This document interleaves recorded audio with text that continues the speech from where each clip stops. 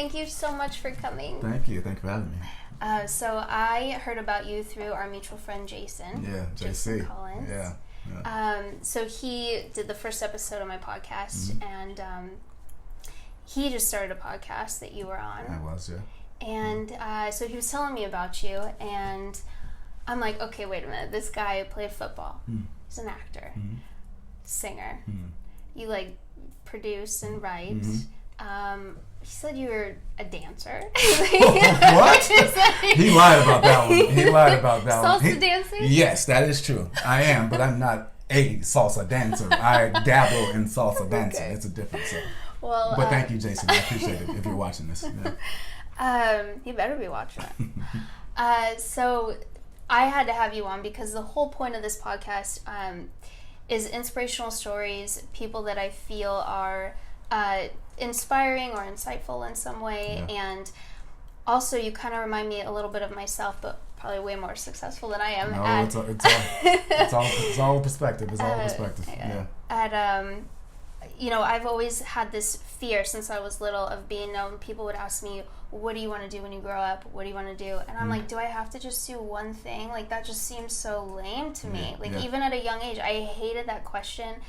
When I was graduating high school, I hated that question because there were so many things I wanted to do, and being known for one thing gave me anxiety. I don't want to be known. So I've done a million things, may not be great at all those things, but I tried painting, indoor skydiving, flying trapeze, dancing, I mean everything. And so when I heard that you do all these things, I'm like, I have to have him on talk about it. So first of all, how did you get into football? Like, what was your childhood like? Yeah, I mean, football was an outlet. It's an outlet for a lot of people. I mean, you try to find avenues and lanes to express yourself in a way that, I guess, ultimately you feel good about, which is kind of what you're just speaking about. Especially like me, like a little kid in a really, really rural inner city, tough, like all these outside circumstances that can take you and pull you out of what you want to do. To have those things that are in the forefront kind of pulling you into a different direction, a direction that doesn't see you succeed. You have to try to find little things and little tangible things and things that you start loving and find interest in early, and football for me was one of those things. But I didn't even start playing football at first. I played basketball and tennis first. So I was just always into sports and just wanting to have an outlet. Always been, have this God-given ability to do these things and be athletic and have that. But how was your childhood, and what got you into, like, when did you start playing your first sport? I played basketball. I was playing like I think it was called Hoop It Up and all those things, like challenges, like free throw contest and 3-point contest when I was 5. Oh, wow. So at 5, really and then young. Really young. Then I started playing football at the age of 9, like tackle football at 9. So really early, saw that I was really good at it and really enjoyed it, and then just kind of ran with it. Okay. Yeah. Awesome. Yeah, it wasn't like this big thing where I had to do it to stand out or do it because I knew about it at an early age. It was something that I just kind of fell into and was good at it, and was like, oh, let's do this then. Let's try this and see what happens. So were you like the popular athlete kid in school, or? No, but that saved me because I'm very nerdy and I'm very artistic and I'm very like that guy, like the arts geek or the theater geek, the theater nerd. That's been me. I wrote my first play in 7th grade. So like a one-man show, one-man play in 7th grade. So it's really? Yeah. So I've always been that guy. But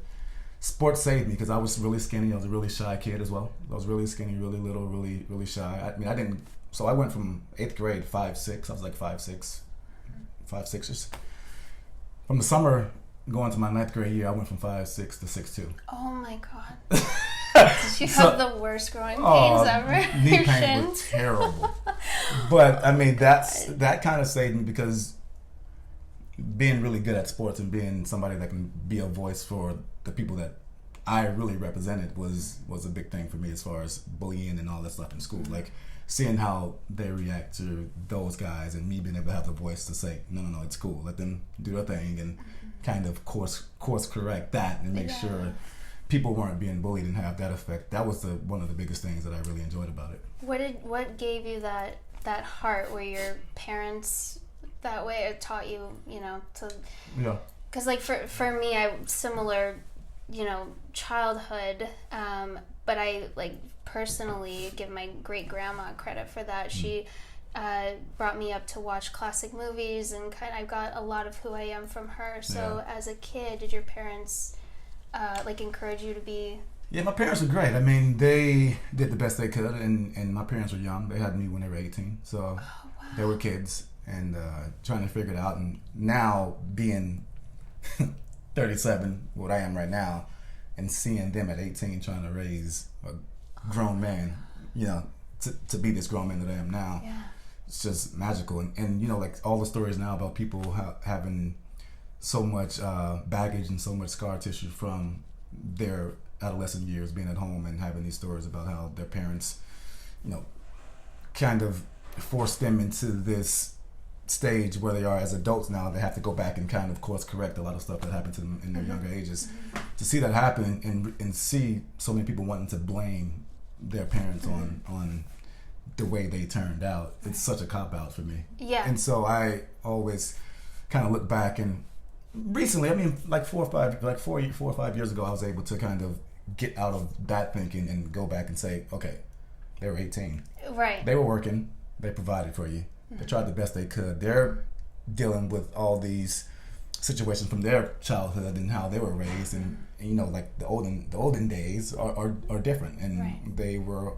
My dad was coming from a military family. My granddad was in the military, so I know what that entails. I know what that childhood looks like. So for him to be the strict disciplinarian that he was, and really aggressive and wanting me to be a man, like, I understood that now. Like, at the time, it's like, you're being too much. Like, I'm dad, relax, I'm good. But it also instilled the work ethic, the stuff, the being a good person, understanding that there are consequences to your actions, and having that kind of foundation set was everything. And then being able to now process it emotionally and spiritually, it's a different thing. So yeah, it's been great. Wow, that's amazing. And your parents at 18, I can't imagine having kids at 18, and they did an amazing job. 18. And like you said, I mean, there's no manual on how to be a parent, and especially when you have them that young and you're still trying to figure out who you are yourself. And that was something also, my dad especially was very hard on me, and made me get a job at 15, and I moved out when I was 17, and I just thought, God, you're so hard on me. You're so hard. I have to pay my own gas money and insurance. Like, I'm still in high school. And I hated it at the time, but now I appreciate it so much. And he told me not long ago, and he's not somebody that opens up a lot. And I was that person for a while in my early 20s that kind of blamed my parents for all the things. And now I completely look at it a different way. And he told me recently, I know I don't have to worry about you. Like, when I'm gone, I know you can take care of yourself. If you never find a husband, I know you got yourself. And so I feel like I might have made mistakes, but I feel like I did my job as a parent. And I told him, I mean, I used to think a lot of things about your parenting, and now, like, looking back though, I'm like, I'm so grateful for the child. They're just doing the best that I had, and they did the best they can. And it made you who you are. It's tough. It's tough business out there. I mean, you're coming from all these cultural, systematic things that are set up for you that you had in place that kind of curated your lifestyle and the life that you live moving forward. But then you start to progress and become your own person, and you're trying to see if that fits me. Does that lifestyle suit me the way that my grandparents or my dad or whoever raised me to be? Is that who I want to be? No, maybe not. But you're doing this and you're going like, I mean, it's live bullets. I'm running around. I want candy. I want dessert. I want a bottle. Like, I want all these things, and they're trying to figure out what they're doing with their lives. So it's like, give them a break. Give them credit. Give them a break. Well, they did a great job. Thank you. So you're playing all these sports, and then you started playing football later on, and then did you just fall in love with that sport, or? Yeah, football. It's a funny thing because football is not my first love. So, yes, I did love it. I loved every bit of it. I loved playing more like high school, college more than the NFL. NFL I loved as well, but college and high school, it was like, I'm developing into this man. I'm figuring out how life goes, and had many, many pitfalls along the way and things that weren't ideal for me. I was a high school quarterback, so I went to college to play quarterback, and that didn't work out for me. I ended up playing safety. So even with those adverse moments for myself, like I was going to change and leave school and go do other things. And I'm like, my dad again was like, no, you're fine. Like you can stick this out. You're athletic enough. You can play. If you want to play, stay here and figure it out. And kind of saved me, because if I would have left, there's no telling. Like, because I wanted to play quarterback, and maybe that's my position, maybe it's not. But I mean, for the way my career worked out after, I mean, it was ideal for what I needed. And so just him again coming in that moment and just speaking his truth and telling me, giving me the blueprint of how to handle that situation and not be so emotional about it was cool. So so I mean, I love football, and like I said, it wasn't my first sport, but it was the vessel for me to get to these other steps in life that I wanted as well in the entertainment business. So I mean, I got drafted in New York, so it's really no other better place to go except for LA, Yeah. So you knew going into football, this is not what I want to do for very long. I'm going to do this to get me to the next level. Yeah. And then, so you knew that you wanted to be in the entertainment industry when you were younger. Mm-hmm. Mm-hmm. When you wrote that play. When I wrote that one-man play, I was like, Spielberg, holler at me. And it hasn't happened yet, but I know he knows me now, because I've auditioned for some things, so he knows me. I got Spielberg on speed dial. It's amazing. But yes, it's been great, man. Football, I talk about it a lot because people ask me, do I miss it, and I don't. That was part of my life. It was part of who I was, and like I said, it doesn't define me like a lot of guys. It does, and it's hard because you're taught to be this macho male, this machismo character for as long as you play that game, and you're not a real person. You're not empathetic. You're not compassionate, and you just don't know how, because that doesn't suit you in that profession. Right. So you have to leave that. And it was funny because now that I'm on a journey of being my greater self, and we'll go back to your question, but I'm just on a tangent now. That's okay. You leave that part of it, and you think to be the best version of yourself, you can't connect with that, because that's presumed bad in some circles, right? But also at the same time, if you're going in your greater self and trying to be that person, there is always balance. You have to always come back to balance, right? And so if you completely neglect that part of who you are, because we all have the capabilities of being good or bad as humans. Right. If you leave that situation behind, you're not whole. So if you're being this spiritual spiritual connoisseur, and you're only talking about that and high and mighty, and not really being true to who you are as far as a complete human being, like we have all of this encompasses who you are. So if you leave that behind, you're not really being true. So if you're preaching authenticity and being that type of person, like, you have to encompass it all. And so I had to go back to this moment to really feel what that moment was for me, because it was a beneficial moment for me. It made me who I am. And so to come back and connect with that was the reason I'm like, I'm here and I'm centered and I feel really good about who I am. That's amazing. Yeah. Now I have this other question, because you talk about being spiritual and your most authentic self. At what point were you always aware of, because I've recently really gotten into meditation, stones, crystals, I have them all over the place, and I just feel so much different, and I feel like I'm so much more present and aware, and really able to know so much more than ever before who I am, what I want. So have you always had that inside of you, or was that something that, like, in the last few years you've kind of gotten more spiritual? Or? Yeah, it's been the last few years, but I mean, I've always known that I was yearning to connect and get back to the source, right? Like, I've always known that. So it's been a constant fight to not be this person, which is weird, right? Like, you usually fight to be a better person, but I've always been this person. I've had to fight not letting it show, which is different. Because like I said, in that world where it's all about winning, and it's like I said, it's this macho world, and it's all about being aggressive, winning, doing that, and getting the job done, instead of, they don't care about you being your best self. As long as you perform on Sunday. Right. So, and you look tough doing it. Yes. So to have these things, have these constant battles with yourself every day was one of the lowest parts of my life. Yeah. Times of my life. So I'm having these moments of like having the lowest time of my life, but also having all these really good moments at the same time. So imagine the internal conflict, because it's like, wait, you're successful, you're the captain of the New York team, like you're the highest paid player at your position. Like all these things are like showing me that it's a positive, but I'm not being the best version of myself. So I'm like, this internal struggle of who's going to win, good or bad, or whatever. Right. And so having that happen, and then knowing that I wanted to be this person, because I've always been this person, to let it show like I do now, and really care and really want the best and vulnerable for other people, and have these real authentic moments of connection and real connection. It's been the most freeing for me. The best, like I said, the best time of my life, and the people who are around me now are the best people, and I'm motivated every day because of them, not because of who they are. I mean, I have like really high friends and whatever, but it doesn't matter about that. It's about what they give me and what I give them, and what I take from them and what they take from me. And so once you have those moments kind of happen organically, and you're not out trying to search friends and, hey, be my friend, please. Right. Like, it happens in a real way. And then the magic that happens from that can be immeasurable. Yeah, and that's great, because in this town especially, it's really hard to find those people.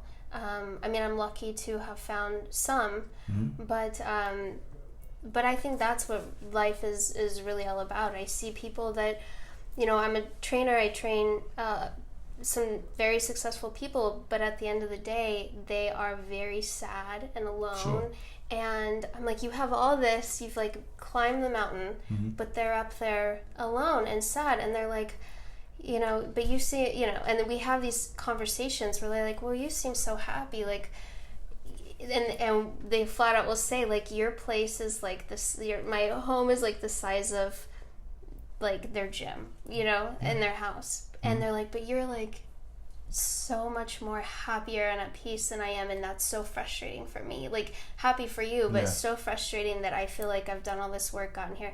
And for me, I think that it's such an important part of life to find those people that you can not only like trust, but like learn from, and they can learn from you. And that's like the whole point of life, I feel like, is just finding those people that you could inspire, and they inspire you. And it's really hard to find in LA. Yeah, I had a life coach tell me, he's like, we were in Malibu, and I used to go out and go to the beach, and we'd walk, and we'd just like have conversations. And he was like, you see all the beautiful houses in Malibu, and he was like, you never judge the beauty of the house, you judge the beauty of the people inside the house, right? And so like, you never know what's going on in that house. And so having the exterior vision of beauty doesn't mean anything, or having the exterior beauty of what you think is a successful person, and you have all these toys in the houses, and you have the recognition, and you have all these things, but you never know what's going on inside that house. So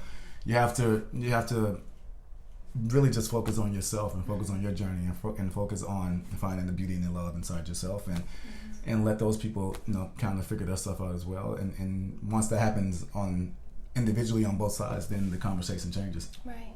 Yeah. Wow, that's amazing. No, it's true. Yeah. You're lucky to have found the group that you have around you too. I'm so happy. Yeah, for sure. So you're in football. You were in for 9 years. Yeah. So then, what happens when you retire from football? Straight into acting. So I came straight here. So after I got done year 9, walked out, and I'm like, I'm going back to LA, because I lived in LA in the off season. Once I went out to Arizona, once I got traded to Arizona, I would come here and train in the off season. So I already got a taste of the living, and then came out, went straight to acting, got a coach, did the whole deal. And it was funny, the first time my coach gave me this script, she's like, just read the words, read it slowly, see how you feel, blah, blah, blah. I get the script, I'm like, Kerry went, and I'm just paraphrasing. Yeah. Kerry went to the house, and the house was empty, and he didn't feel good. And I'm like, I'm reading these words, and all of a sudden I just start crying. Just reading the words, and she was like, yeah, we got something. I was like, okay, cool. That's good to know. Like, you're trying to break me down. That's what you're trying to do right now. So she just kind of like broke it down, and I needed it so much because my armor was so tight. Yeah. It was so closed off. And so to have one session of just reading some words on the paper, to have that type of visceral response to it was like, you just had I got a lot of work to do. Yes. But it also made me feel like I had so much work to do too. Because if that happened and that triggered that much in one session, I was like, number one, this is therapeutic. This is therapy also. But also like I have a lot to give. So yeah. So I just came straight out and did it. It's one of those moments that kind of validates, okay, this is where I'm meant to be, but I have some work to do to get there. Yeah. Okay, so you start doing that, and then what was your first like major?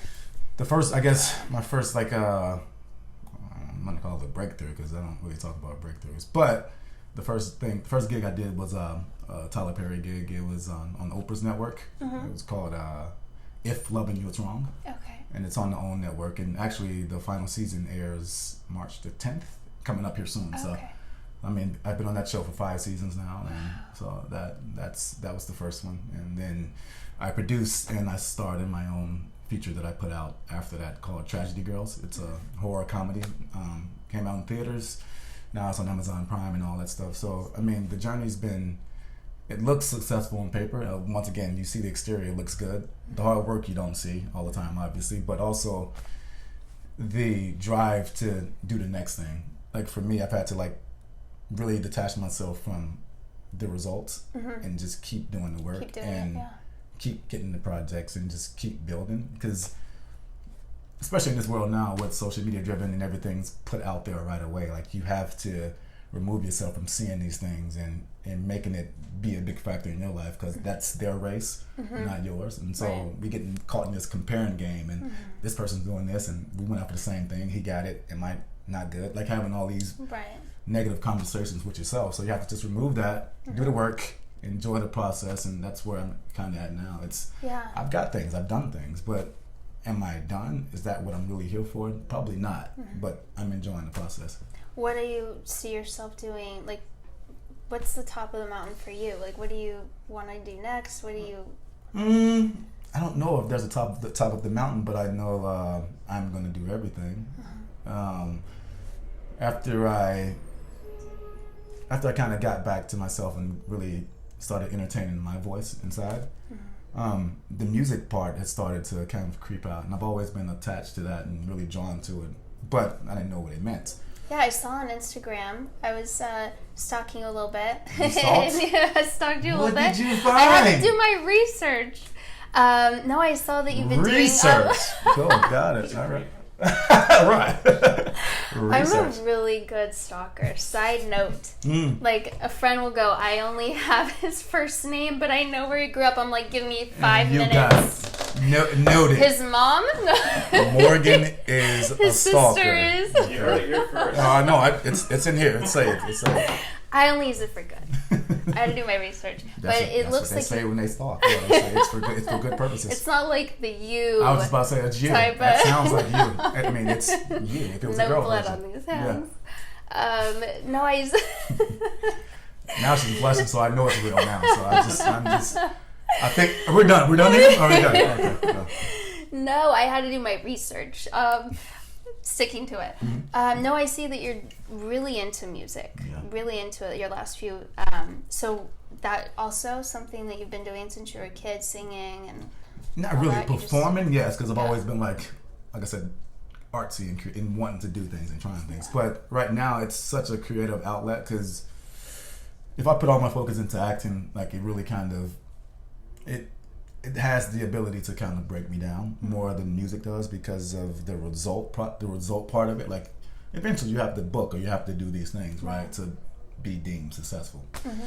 But with music, it's just an artistic approach to something that you want. And then I've been doing a lot of covers lately, and like rearranging them and putting them in an acoustic slowed down version or whatever the case may be, and really just kind of finding that voice in that lane. So it's just been so good to me. It's been so good.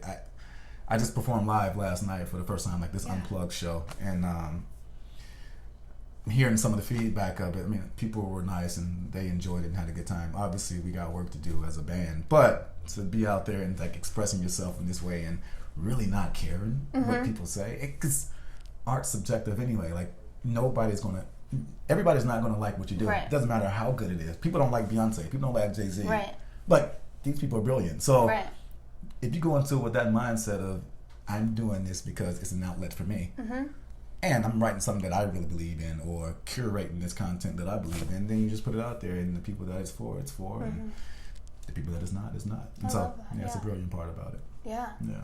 So are you just doing that as your outlet because you're passionate about it, or are you wanting to take this into no, we're doing it. Yeah? Oh no, we're official. It's the band's called Within. As I look into the camera, yeah, it's Within. Within, check it out. The band name is Within. Ooh, that's nice. And and so yeah, I mean, it's really just, it represents that, like going within and finding your voice and finding your source. And we both wrote our first single that comes out. We just got the master back from London yesterday, and so we got our first single, and it's actually a banger. Ooh, Congrats! It's so good. I want to hear it. If I could say so myself, yeah. But it's so funny because we don't even know what the sound. We don't know what it is, right? It's not a genre.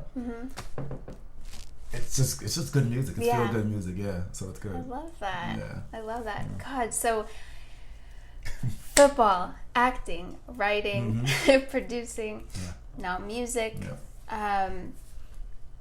Tell me about your salsa dancing.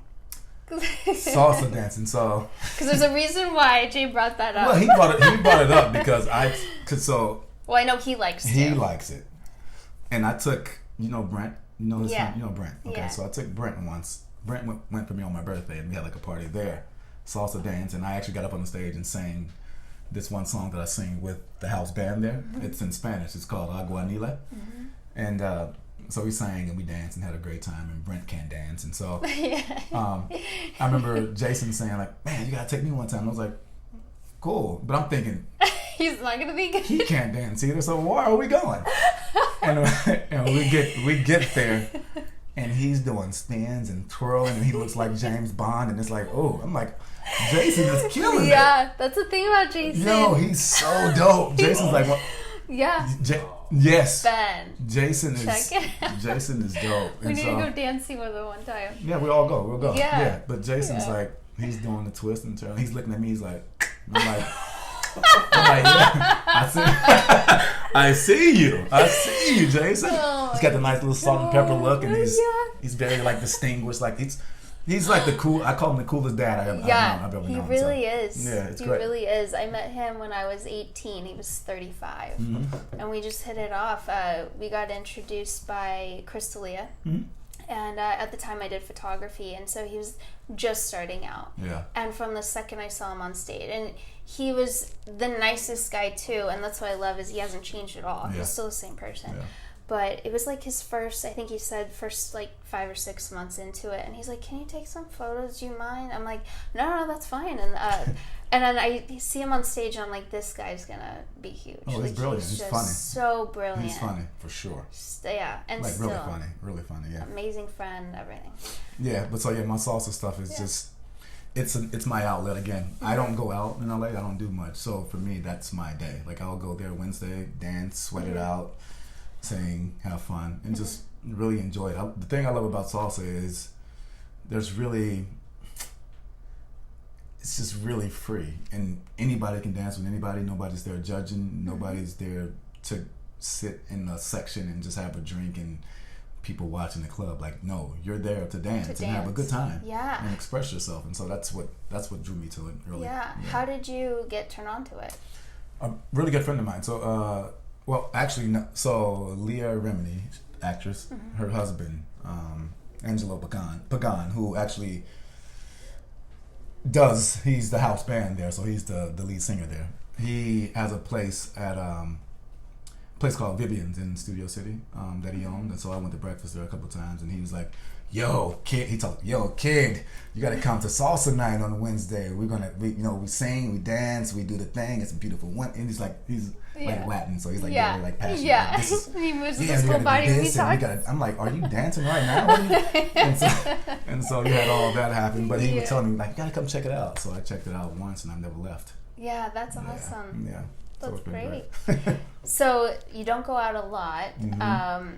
Neither do I. How does that affect you, like, relationship-wise? Oh, it affects me for sure. Yeah, but I'm not really looking anyway. Mm-hmm. I'm just I'm open to whatever happens, but I'm not actively searching. So for me, it doesn't really matter if I was to meet somebody that I really wanted to talk to or hang out with in a casual setting. That's fine. Like, that can happen. But for me, it's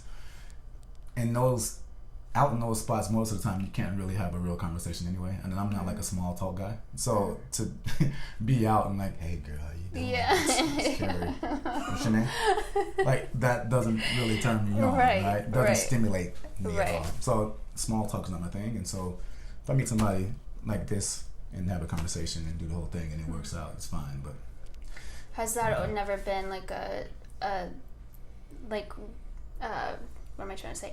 Has that never been like something that you've really been focused on? Is like getting married, having kids? Oh, yeah, I want that at some point. Yeah. I've been divorced, so. Okay. So you were married. Yes. Okay. So I have dabbled in that world, and it didn't work out the first time, but it was great because I learned so much about the process and really committing myself to somebody, and trying to make it work, and just didn't. But yeah, I mean, the beauty of life is you get to go through these things, and there's always a silver lining. There's always a good thing that comes out of every situation, and so you just kind of pull that stuff and be proactive and not letting it happen again. And if it does, it does. But just being in the moment and learning his life as it goes. Like you said, everything that we go through, we learn from, and it makes us who we are today. Were you younger when you were married, or was that recent? Or? Yeah, it was pretty recent. Like 3 years ago, maybe. Oh, okay. Yeah. It's been that's a while now, but yeah, how fast time goes. It feels like 1 year. You know what I mean? Like 3 years going by so fast. So yeah. Oh, that's awesome. Yeah, for me personally, it's been really like I got out of a relationship maybe 9 months ago, 8 or 9 months ago, and it was one of those situations where. I knew it was probably coming, and so by the time it actually happened, I was kind of already over it. Sure. Like, it still hurt, and especially because there was a kid involved. He has a daughter, and so that was probably the hardest thing about it. But to this day, I've never cried over the breakup. I think I did all my tears in it. And so by the time I got out, but dating now, because I hadn't done it in so long, it's tough in LA. It is so tough. Yeah. I was telling Ben like earlier, I have a date this Saturday. And it's like my first real date in a while. You got nerves and butterflies and stuff like that? Well, this is the thing. This is what I have had. So I even get nervous saying I have a date because the last 2 guys that have asked me out, flat out we either had set plans and they didn't show up. Wow, you got stood up? Stood up. Luckily, I know. I did. They didn't deserve your time anyway. Thank God I wasn't at a restaurant somewhere crying, but eating your salad with one lonely tear falling down. They never showed up, and I'm like, all right, I guess we're not, okay. They just never showed up, really? Just never showed up. How? And then I'm like, and I'm thinking, do I text him? Do I just let it go? And I'm like, then I start, I don't know, giving him the benefit of the doubt. Maybe on an accident or something, which is so unlikely. But it's what if? So I text him, hey, everything good? He writes back an hour later when we're already supposed to be, meeting up. And he's like, don't hate me. And I didn't respond. I'm like, I don't know what that means. And then that's all he said? So then, an hour after that, he writes, my friends showed up unexpectedly, and I think I'm just going to chill with them. Are you kidding me? Really? Wrong man. Really? What? Really? So now when this guy is like, I'd like to take you out Saturday, I'm like, great, okay. And then so then I'm thinking in the back of my mind, if this happens, okay. If not, whatever. Like, that's just how I've learned, you know what I mean? Yeah. So then yesterday he reaches out and he's like, so I know you're vegan, so where would one take you for dinner? And now I'm like, oh, it's sad that my expectations of men are like this low, but I'm like, he's actually putting thought into where he's going to take me. Like, to me, in LA today, that's huge. The fact he's going to pick me up, that's huge. Like, some guys are like, oh, you live on the west side? Can we meet somewhere? Like, I'm downtown. Can we meet, like, halfway somewhere? And I'm like, no. As long as you know what you want and you know what you want to accept, that's fine. It's fine. Yeah, that's it's fine. tough. But it is tough though, because I get that part too. If he's downtown and you're way out here, and you're trying to go to dinner at what time? Yeah, I mean 8, 7. Yeah, 7. 7. Right? So to get through traffic, 7. It's long. It's hard. Yeah. It's really tough. But that's also the thing. Like, I work, so, you know, just like you, like, working all the time, and so you don't have a lot. Right. Like, you gotta. I'm a homebody. I want to. After I'm done with work, I want to sleep. Yeah. I want to chill. So going out, it's like, it better be worth it, and it better be early. Yeah, and just don't be an ass. Don't mess with somebody's time. Right, that's like, the thing. That's the one thing. Don't. If you're gonna do something, to stick to it, and that's why I don't. It's hard for me to make plans because I don't want, like, even when we're doing this, I was like, make sure you remind me, like, let's stay on it, because if I don't, like, I have a lot of stuff going on as well, and so I wouldn't blatantly not respond or whatever that was, but yeah, I mean, a lot happens, and so if you can't do it, and if I couldn't do it, I would tell you and just be really upfront, and not, you can't mess with people's time. That's so precious. That's the thing, is like, if somebody needed to cancel, and that would be for anybody, a date, a client, whatever, as long as there's communication, I'm so chill about it. If he told me early on, hey, my friends unexpectedly showed up, can we reschedule? I would have been like, yeah, of course, you know. But the fact there was nothing, I'm like, oh no, fuck that. Peace. Never again. You gotta get on it. Peace. Peace. You missed out. All right. So what's next for you? What are you working on? Right. Go ahead. Sorry. Yeah. Jay did mention that you did some sort of documentary when he was talking about you. Yeah, I produced a documentary as well that I was a part of as well. It was an ayahuasca documentary called The Medicine. So I produced that and was part of that, a subject in that as well. So you tried it? I've done it. Yeah, I've done ayahuasca probably 6 times or so. 6 times? Yeah. What do you think of it? Yeah. I mean, obviously you like it. Ben's over here like, do you have any on you right now? He has the whistle on, so I know. I know what it is. It was one of the biggest life-changing things in my life, but also one of the biggest instigators in me becoming the best version of myself. Like, it made me address all the things that I needed to work on myself, and it really removed.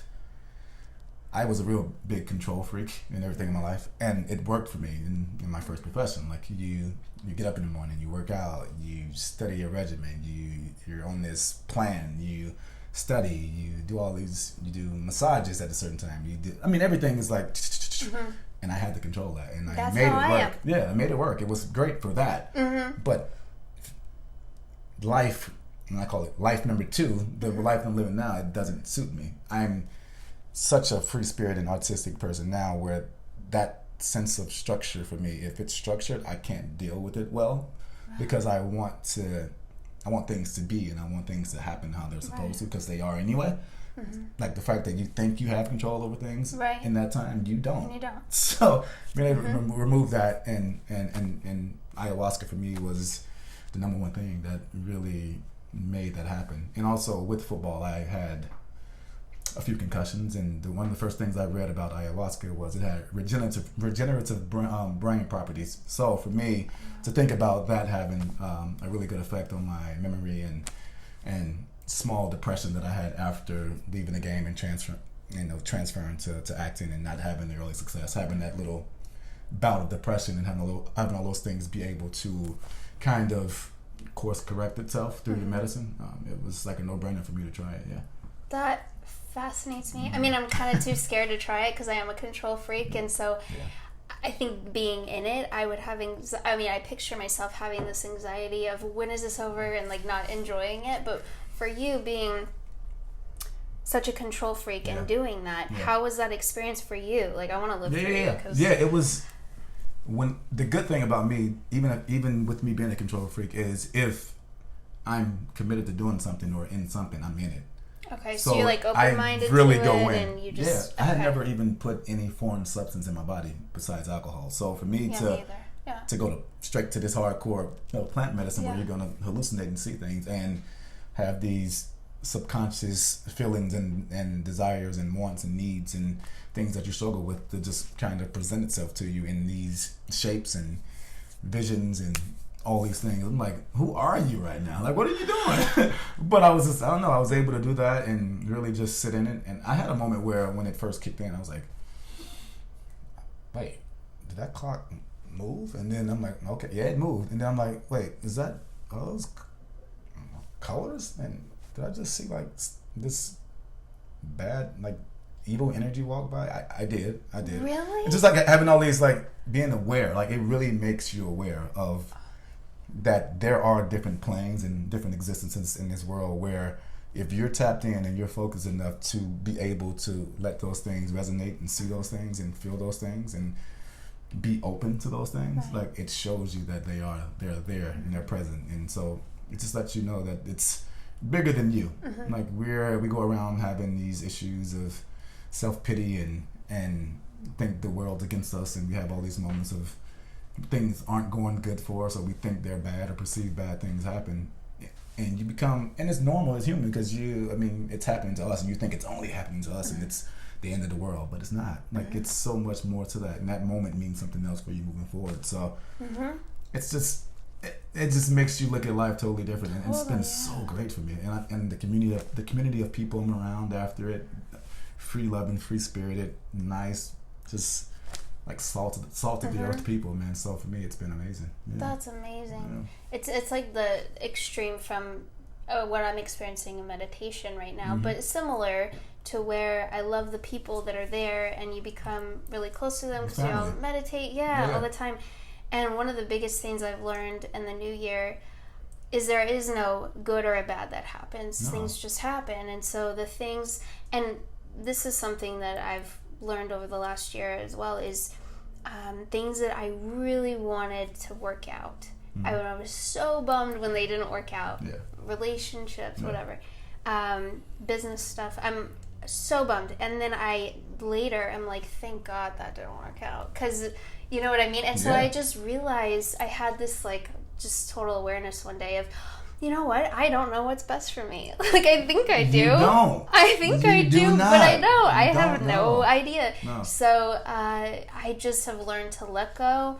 That's why I really try to not get worked up when things don't work out, when things don't follow, people don't follow through. When I'm like, good, that was good, because maybe I just saved 6 months of my life. For sure. Maybe I just saved myself from a really bad financial decision. Maybe, maybe this is the universe looking out for me. And so the things that I used to think were so bad and woe is me and nothing's working out. Now I'm like, okay, cool. Isn't that shift great though? It's great because it's way less stressful. Yeah, who cares? Way less stressful. He didn't come Saturday. Okay. Yeah, and clients, my clients are like family to me. And recently I had a client quit that I've had forever, and I took it really personally, like a breakup. And she did it over text. So here I am as a trainer, and I get that text, and I'm like, what? And I really had to and I'm like, I really hate that you did this over text after everything we've been through. That's an ego moment, though. Yes. And then I had to check myself. Absolutely, yeah. And I'm like, no, you know what? Let me put myself in her position. We've been training for a really long time. Yeah. She never gets out of the house. She's a stay-at-home mom. She wants a social life. She wants to change it up. I would too if I were her. Like, what am I? This isn't personal. Yeah. Like, we're fine. Her and I are fine. This is, but it was that moment of like, okay, and then, you know, now I get new people coming into my life that are super cool, and I'm super excited, that I would have never met if she didn't leave. So it's like one of those things where you're like, okay, stop trying to control everything. Everything has a start and an end date. Just let it happen. Just let it happen. Yeah. And what we say, and so it is. And so it is. And so it is. Yeah. I love that. Yeah. Awesome. Thank you so much for coming. No problem. Thanks for having me. I had a great time. Yeah, this was fun. Yeah. Good conversations. Yeah. Yeah. I learned a little bit about you, you know. I just keep thinking about Saturday. I don't know why. Hug it out. Thank you so much. Yes, that was great. Awesome.